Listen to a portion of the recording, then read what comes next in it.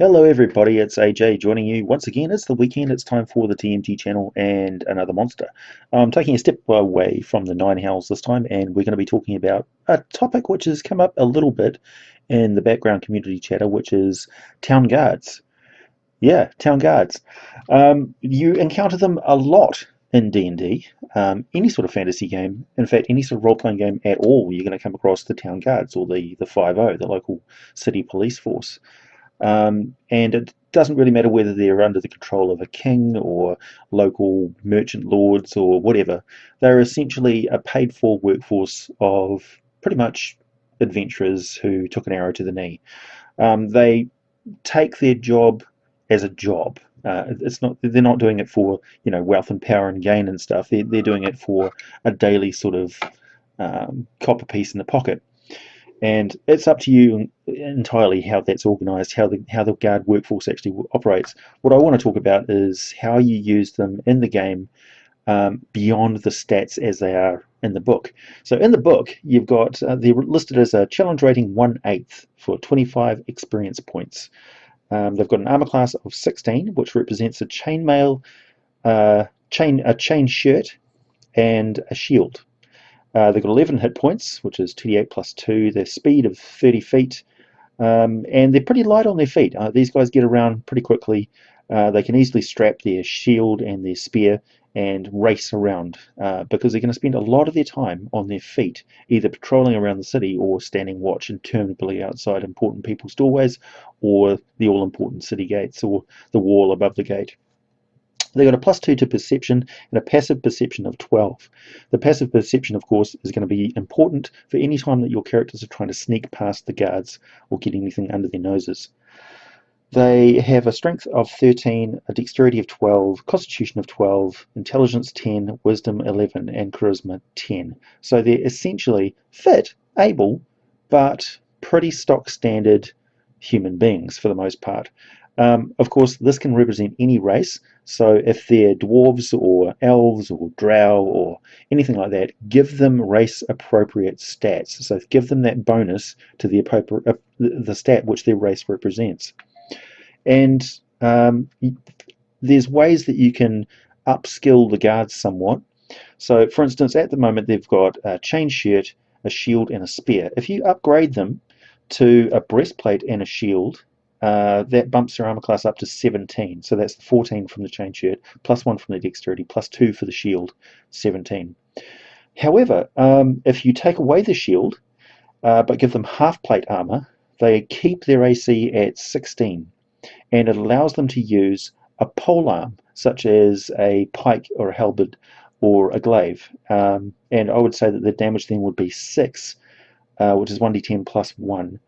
But they've got a reach attack with a 10-foot reach on that, as well as a +3 to hit.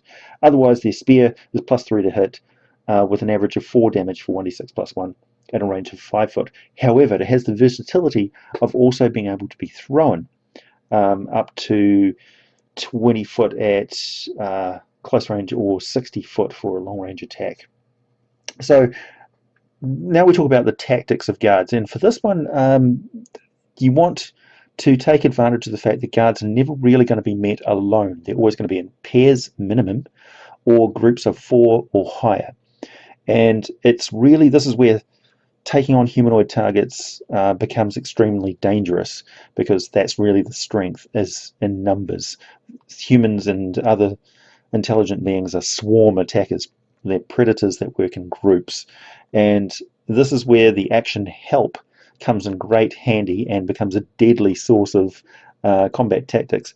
I would say if you've got a group of guards that are taking on a bunch of adventurers who are higher than level 1, give them the ability to help as a bonus action, and it becomes a very critical effect of ganging up on the player characters. So if you've got 2 guards which are facing off against an opponent, and then they're flanked within 5 feet behind those other 2, and they're using their action to help instead of attack, that gives the 2 guards who are facing the character advantage when they're attacking, so they can roll that attack twice and take the better roll.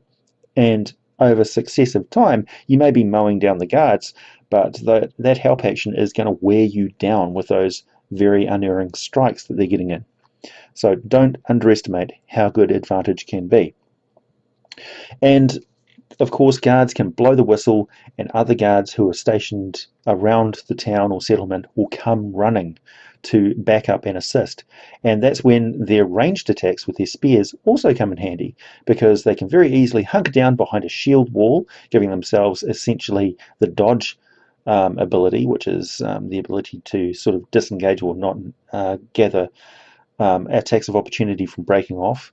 And so they can disengage, they can use dodge, they can use help, they can use ranged attacks, they can flank around the person and use their superior piercing attack with that spear to slash out at you and get in those attacks. So absolutely use guards to hem in, cut off, separate, block, and mow down the player characters just using the force of numbers. But of course, guards are generally not out to kill the player characters, at least in my games they're not. They're trying to incapacitate, overwhelm, and force a surrender or to knock them out. So the final blow that they take won't reduce them to below 0 hit points. They will be striking to knock you out.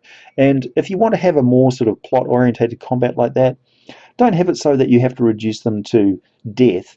Just basically have it so that if they've hit 0 hit points and then the opponents are striking to subdue, they knock them out. Don't have them have to roll versus saving versus death or anything like that. They just knock them out and come to later on in a cell. So guards spend their time, as I say, essentially walking around a lot, patrolling the city streets, and dealing with thieves, cutthroats, pickpockets, illegal guild activity, tax dodging, that sort of thing. They report on any activities that are going around the place, and they represent the presence of the nobles, the presence of the rule of law.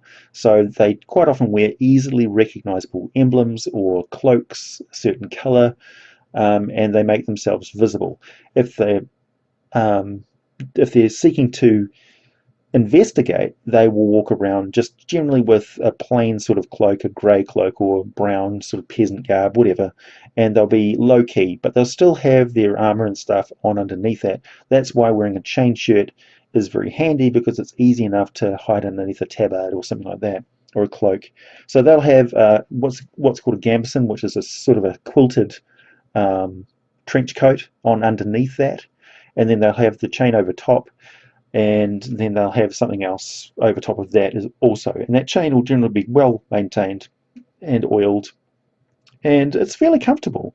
They're going to be standing around in the cold and the wet and the rain all the time, so their outfit needs to be able to stand up to the weather and be something that's it's comfortable to wear every day.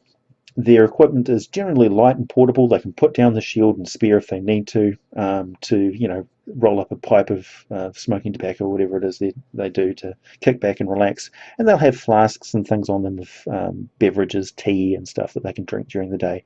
However, of course, drinking on duty will be strictly forbidden and quite punishable. Guards will quite often be stationed outside shops and things like that where there's easily portable. Basically anywhere where they suspect crime is going to take place, they will be present. And they will take note of anybody with weapons that are walking into the city. If they're not part of a recognised troop of, say, caravan guards for hire, or part of an adventuring guild, they will be paying special attention, because they don't want anybody basically getting murder hoboed in their city. It's a bad look. And they recognise the danger of adventurers. I mean, if you're living in a D&D world, it's very clear that there could be shapeshifters, there could be doppelgangers, there could be vampires, there could be lycanthropes, there could be all manner of dangerous humanoids walking into your city all the time. The city guards, particularly as they go up in experience, will be trained to deal with this. And if you're in a bunch of adventurers, you're going to understand that guards will respond to you in large numbers very quickly. They will come in and they will basically mow you down with ranged attacks whilst keeping your melee attacks blocked, and they will take out the spellcasters as quickly as possible. They'll use dirty tactics like throwing flour in your face. They'll try and blind you. They'll try and trip you up. They'll try and use ropes and run across the street and wrap ropes around your feet and knock you off your feet. They will throw boiling oil at you. They will throw porridge on the street to make it slippery and difficult terrain. Anything and everything. These guys use dirty tactics to get the job done. Why? Because they're not out for glory. They're out for a gold piece a month pay. They don't want to get injured. There's no workers' compensation for out-of-work guards. They've got kids to feed. They just want to get the job done. They don't want adventurers causing problems. And if need be, they'll take you out before you do. So stay on the good side of the guards, man, for sure. Or at least have money in your pocket that will bribe them to go away, because let's face it, nobody wants to take a broadsword to the gut when there's a gold piece and there's a month's wages just sitting there offered in the hand of, well, some adventurer who's probably going to come back with a few more coins and get more and more generous as time goes on.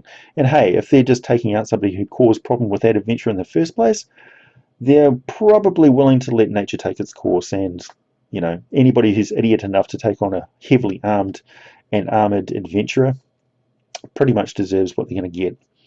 So yeah, city guards, definitely something you're going to encounter a lot.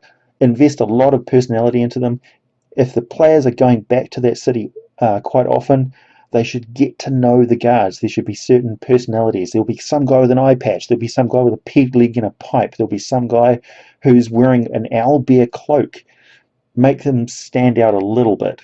And if the players play their cards right, they'll get on good with the guards, and the guards will start handing them tips. They'll say, hey, so-and-so is missing, or we hear there's some sewer rats that are bothering so-and-so, and they'll be a source of adventure for your games and an easy plot point.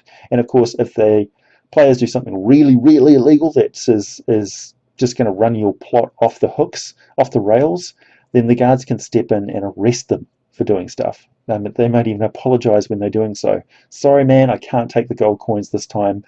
If we don't bring you in, I'll get fired. And I've got kids to feed. So yeah, guards. Let me know how you've used guards in your game. Let me know in the comment section down below. Thanks for listening, everybody.